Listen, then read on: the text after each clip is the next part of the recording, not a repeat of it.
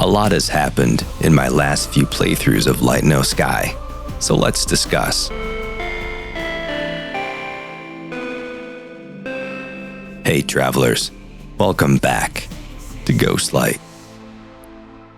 For those of you who don't know, I've recently joined a challenge created by a trio of No Man's Sky content creators, namely Captain Steve, Professor Cynical, and Ricey's Starship Emporium, in which we play No Man's Sky as if it were Light No Fire, the recently announced new title from Hello Games.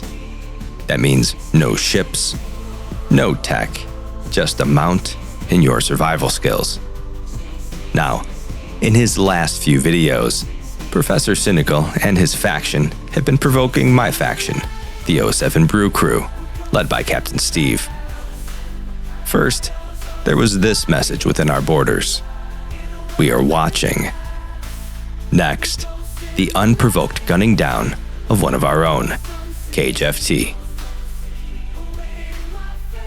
Like so many of you, I felt that an injustice had occurred, but I wasn't certain if my current loadout was adequate to launch a counter-assault on the Crayola Kiingdom. So, in my episode 3 livestream, I set out to complete the first of the community missions, find more tech, and try to reach the hub, the singular base on planet that should have a base terminus. A few days ago, Captain Steve put out a video, linked in the description, which outlined the first community mission of the experiment. Participating players have until the end of May to complete this mission, which was presented in 4 phases. Phase 1, scan and upload all fauna. Phase 2, dig up treasures from ancient relic sites.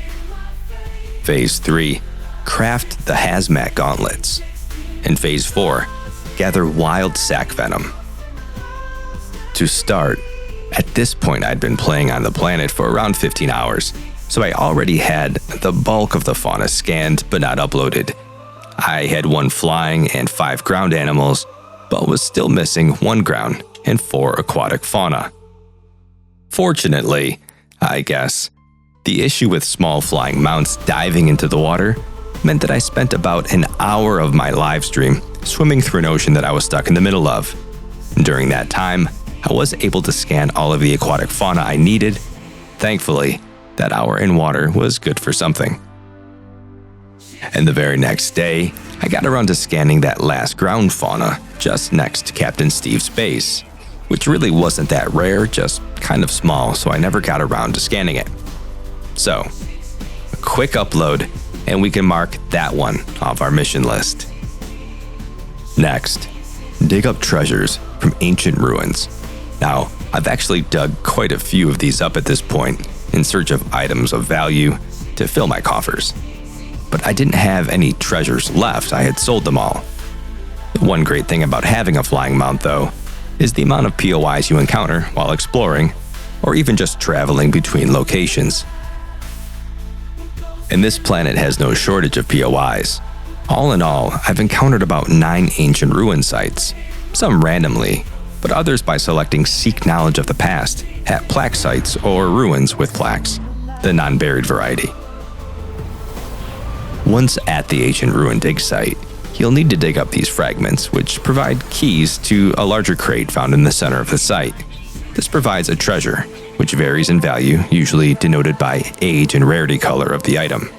Okay, this last one is loot drawings, that's pretty great. Definitely handing this one to the captain.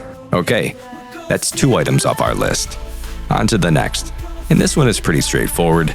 You'll need 2 materials, chromatic metal and sodium nitrate.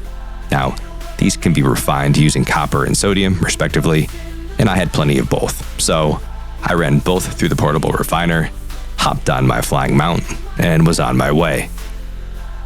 And that's 3 items off the list. Last one. For this final phase, we're asked to source sac venom by locating these spiked pink balls out in the wild. The word wild is very important here, as you can also farm these from venom urchin plants within your base. But that's not the ask here.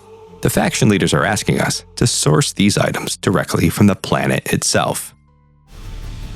Anyway, I had already encountered the plants a few times in my travels, but I didn't have the hazmat gauntlet, and I wasn't allowed to build it at the time, so I had been ignoring them.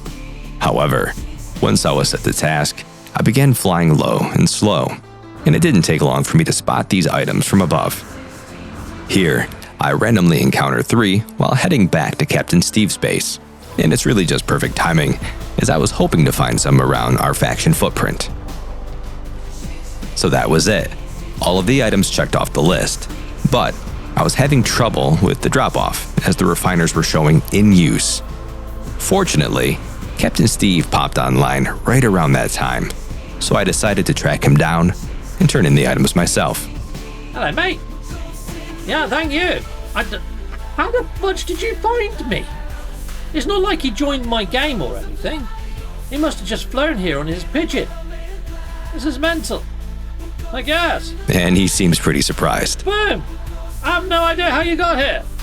So yeah, we got that. We got this. We got this. I got all sorts. Oh, he's giving me sack venom as well. Hey, Captain. Sorry to gum up your inventory. Okay. Now, while I was sourcing all of these items for the community missions, I was also claiming tech and nanites while trying to find the hub I mentioned earlier, which I knew to be south of the portal. The problem was, I couldn't see its base icon, and the portal's icon fell off my HUD days ago. But when I first came to this planet via the portal, I remembered seeing Cynical's Cran Eater's Paradise to the south of the portal, a landmark I could see all the while, so I decided to lock onto this icon and just head south. Now, during this long trek, I ended up swimming for about an hour, all the while encountering tech at minor settlements and damaged machines. Also, since I started using a flying mount, I hadn't encountered many landing pilots, selling tech upgrades and whatnot. But I lucked out when I surfaced and found this guy waiting for me.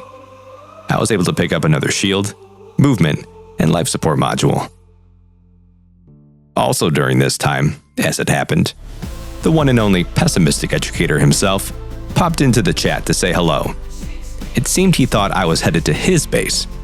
I mean, it wasn't a large leap to come to that conclusion. I was aiming for his base.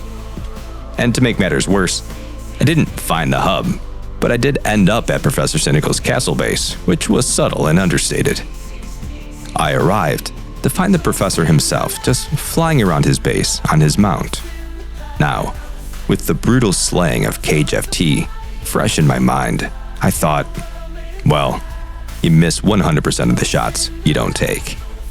So, I sent a couple of javelin rounds across his bow, proving that you miss some of the shots you do take as well. Soon, he was on my foxhole, sending boltcaster rounds into the cavern. Realizing I had gotten myself pinned into a corner, I launched a few geocannon rounds for suppression and quickly dug around the corner. Then, I used the restore terrain trick to instantly teleport to the surface. My plan was simple: get some distance, making his boltcaster less effective, and hopefully giving my blaze javelin an edge. But the volley was over just as quickly as it had started, as the professor retreated into his base.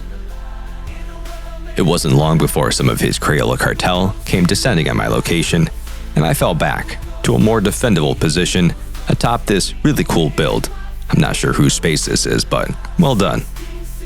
Soon, I noticed boltcaster rounds being fired from outside 300 units, providing an example to the idiom, not the brightest crayon in the box. A few strikes with my blaze javelin, and they were out of the challenge. Look at my face. No one was more surprised than me. So, if you're wondering, that's the reason this happened. I hereby declare by Crayola decree that Ghostlight is officially labeled as enemy of the state. And that's it. I hope you enjoyed this episode of the Light No Sky Challenge. Please like and subscribe. Hit the notification bell so you don't miss any future videos. The biggest of shoutouts to my YouTube members at the Interloper level, and my Rift Walkers, Miyogi, Miss Merc, and Ragin' Furball. And as always, sweet Rift Walkers, I'll see you tonight.